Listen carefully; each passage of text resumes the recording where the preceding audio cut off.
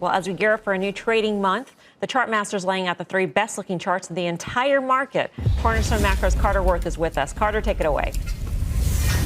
What a feat. Are there 3? There are probably 30, but let's give it a go. Before we look at the charts, they have nothing to do with one another, the 3 businesses, nothing to do with each other. The charts are identical, and they all have the common circumstance of they were winners that have basically gone nowhere for 6 months. And the premise here is that they are catch-up trades. Look at the first one, Netflix. A great winner, and it's the same price it was on September 1. We're now March 1. I would call it a rested champion, toying with the prospects of a breakout right here. Next one is MasterCard. Same chart.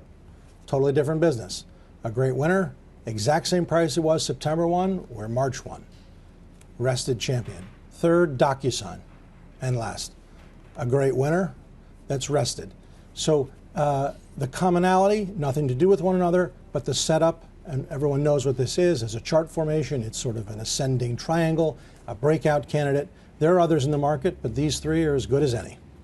Carter, good stuff. Thank you so much. Carter Braxton Worth to see in a few minutes on Options Action. James McDonald, which rested champion do you like?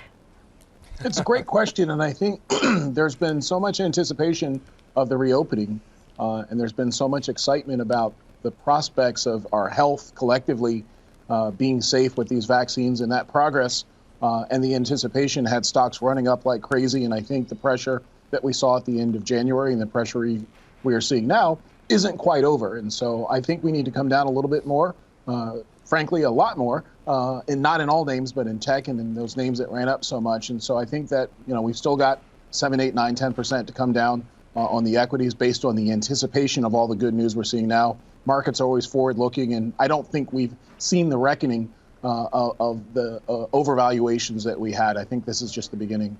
It's a long week, and maybe I'm not paying close enough attention, James, but did you actually tell me which rested champion you like, or is that your polite way of saying you like none of them? I like Roku, and so, Roku is known for its dominant streaming platform, and I think it's got a licensing deal with smart TV makers. If I've got to buy here, I like Roku. Great earnings.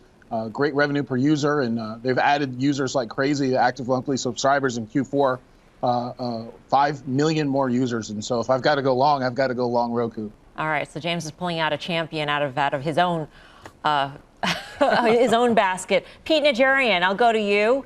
Of the names that Carter mentioned, which rested champion do you like, or maybe you don't like? I'll give you that option. How's that? I'll go with Disney. No, I'm just kidding. No, I'm going to go.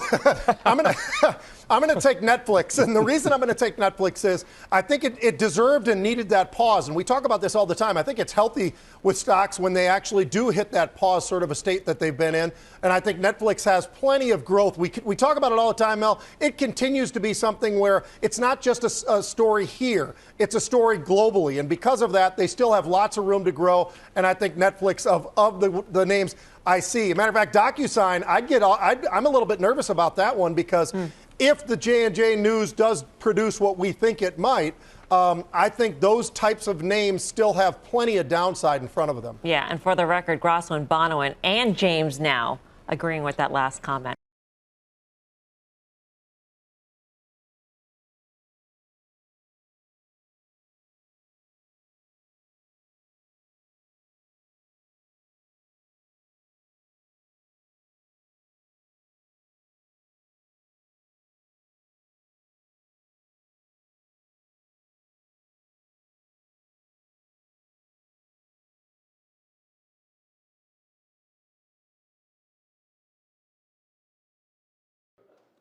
Shepard Smith here. Thanks for watching CNBC on YouTube.